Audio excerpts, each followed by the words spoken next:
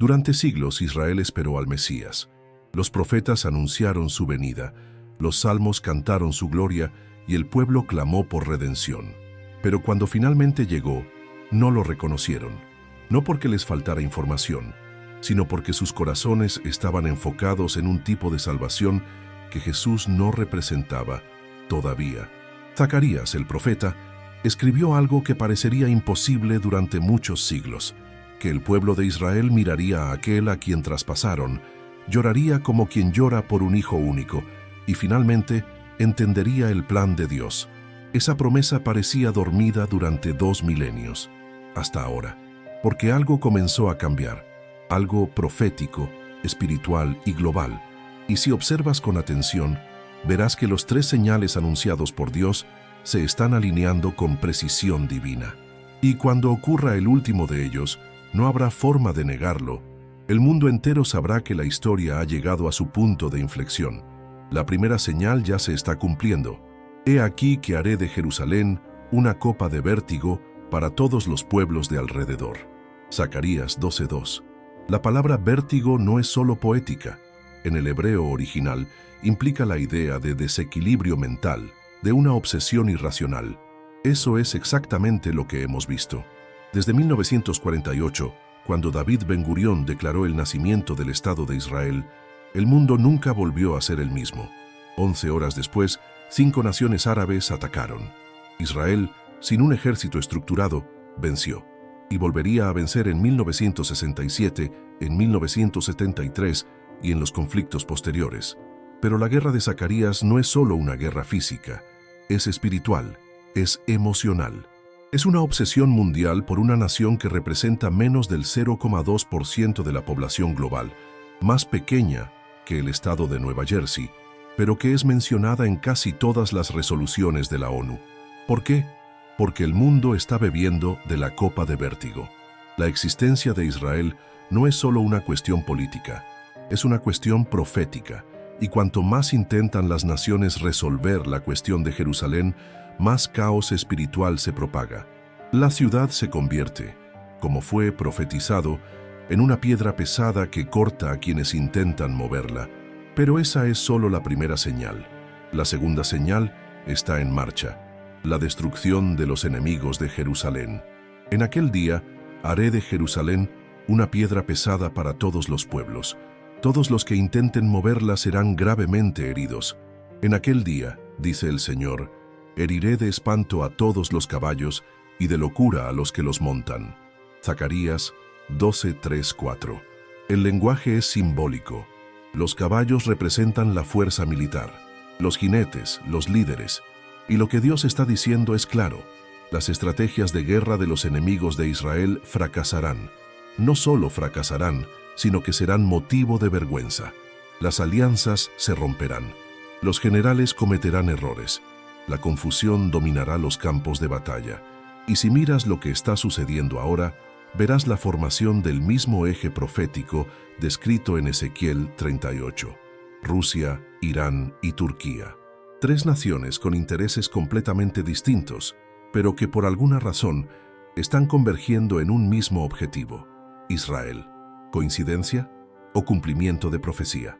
Los cielos ya están presenciando movimientos inusuales, drones no identificados, fallos inexplicables en sistemas de defensa, estrategias militares que se vuelven contra los propios países que las crearon.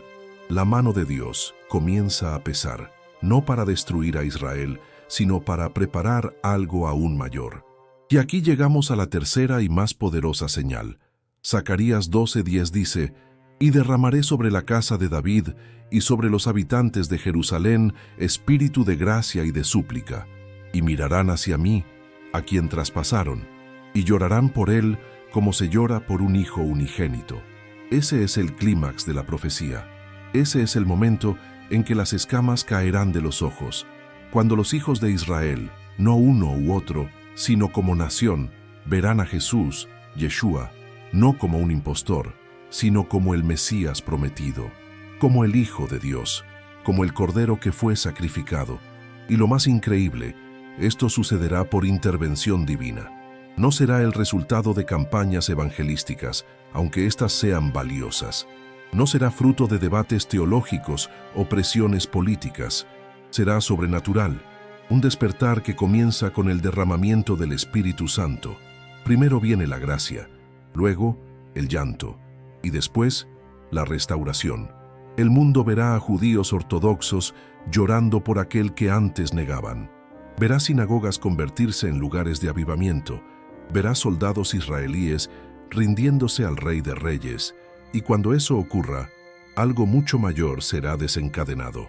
El apóstol Pablo escribió en Romanos 11:15, porque si su rechazo resultó en la reconciliación del mundo, ¿qué será su restablecimiento, sino vida de entre los muertos?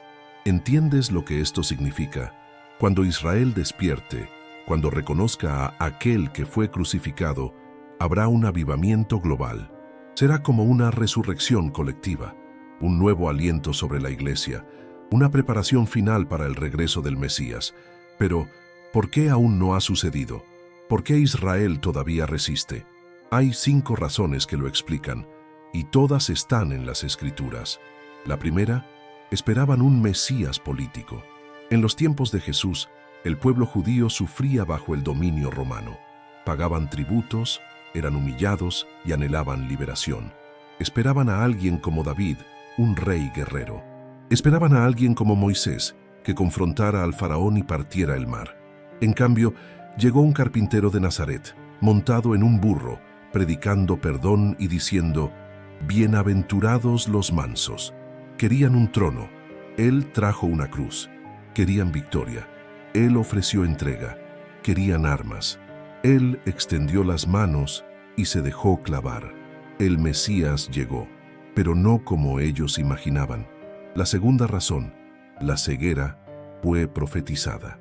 Romanos 11:8 dice: Dios les dio un espíritu de adormecimiento, ojos para no ver y oídos para no oír.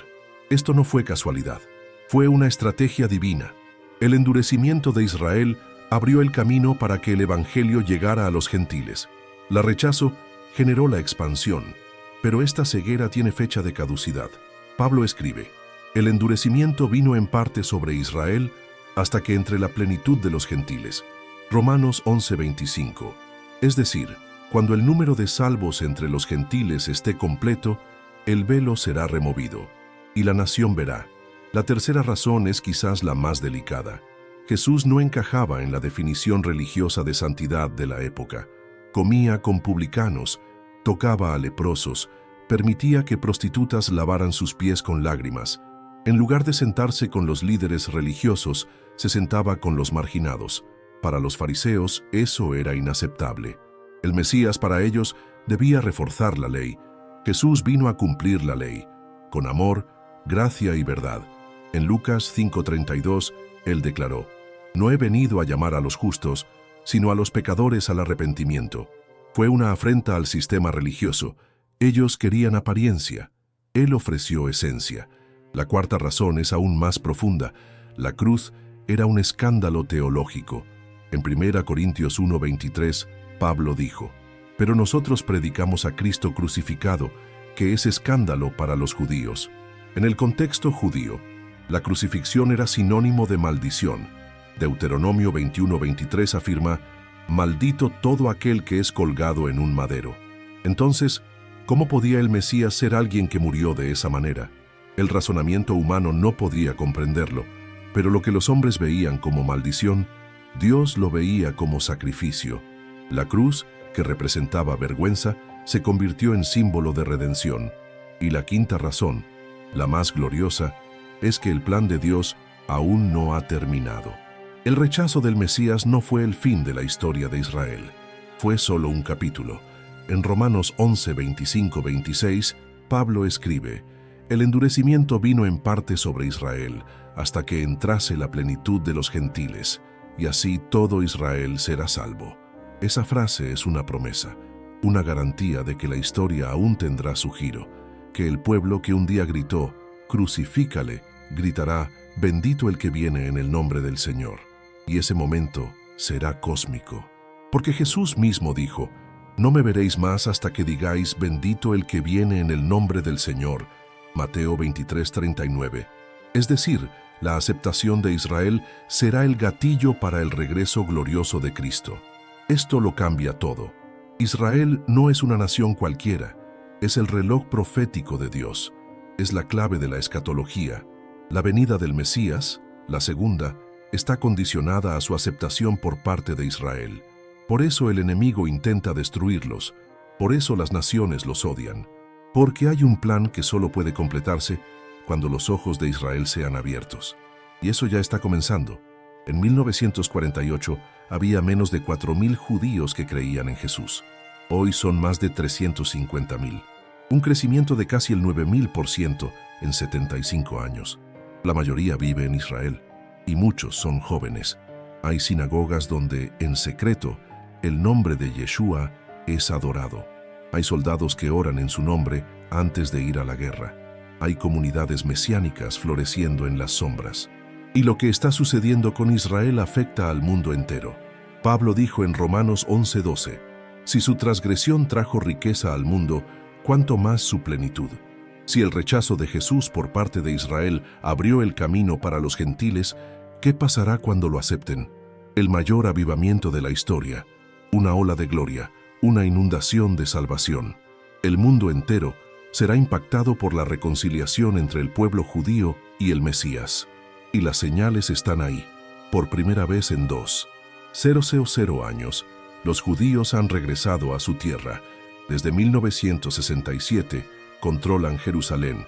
Están discutiendo la reconstrucción del templo. La alianza profética entre Rusia, Irán y Turquía se está formando. Y las naciones están embriagándose con la copa de vértigo. Estamos en el umbral del cumplimiento final de Zacarías 12. La gracia está siendo derramada. Y pronto, los ojos serán abiertos. El capítulo más largo de la historia humana, la separación entre el Mesías y su pueblo, está a punto de terminar. Y cuando termine, la próxima escena será celestial. El arrebatamiento, el juicio de las naciones y el regreso del Rey para reinar en Jerusalén. Por eso, este tema no es solo profético, es personal, porque el mismo Espíritu que un día será derramado sobre Israel, ya está siendo derramado sobre el mundo hoy. La misma gracia que tocará a los judíos está disponible ahora para los gentiles. Y la pregunta que resuena es, ¿estás listo? Cuando Israel reconozca a Jesús, será demasiado tarde para quienes se burlaron de él. Cuando suene la trompeta, no habrá más debates teológicos, solo realidad eterna. Lo que estamos viviendo es una oportunidad, un tiempo de preparación. El reloj de Dios está contando, y todo comienza con un pueblo pequeño, perseguido, pero elegido, Israel, y termina con un rey crucificado, rechazado, pero glorificado, Jesús. Y entre el inicio y el fin, estás tú. Porque Dios no solo usó a Israel para traer al Salvador al mundo, usará a Israel para preparar al mundo para el regreso del Salvador. Y si estás viendo estas señales, es porque formas parte de la generación que lo verá con sus propios ojos. La tierra prometida está en pie. Jerusalén está rodeada. La piedra pesada ya está siendo movida. Y la gracia está a punto de ser derramada. Lo que pasó en la cruz no fue solo para los judíos, fue para todos nosotros.